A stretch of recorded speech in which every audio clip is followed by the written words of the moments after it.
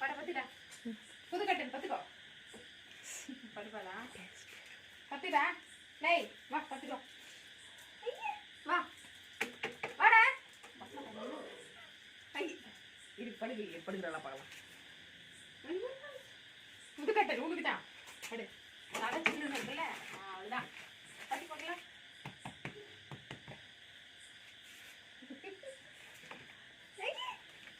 நடக்குதா நடக்குதோ உட்காந்துக்கிறாரு.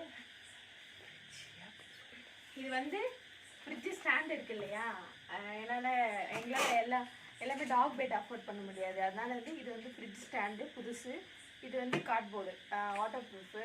இது ரெண்டுமே அம்மா ஐடியா பண்ணி இது வந்து ஸ்க்ரூ போட்டு கொடுக்க சொல்லி மொத்தமே வந்து டோட்டல் வந்து 800 ஆச்சு. டாக் பெட் நார்மலாகவே ஒரு டாக்கு அளவான பெட் வந்து பெட் காட் வந்து 1500 மினிமமே நம்ம அமேசானில். இந்த மாதிரி பண்ணதுனால 800 ஆகுது. நீங்களும் யாருக்காவது டாக் பெட் இந்த மாதிரி பெட் காட் வேணும்னா இந்த மாதிரி ஐடியா பண்ணிக்கலாம்.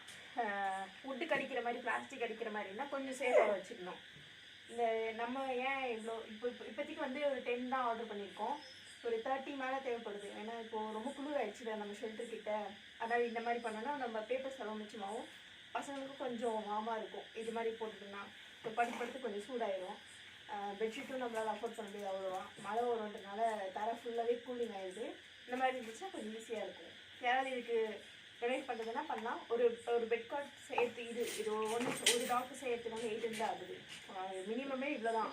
அது ஐடியா பண்ணி இதுதான் மினிமமே ஆகிருக்கு. யாருக்காவது வேணும்னா இந்த மாதிரி பண்ணி கூட நீங்கள் பண்ணிக்கலாம். சரிங்க.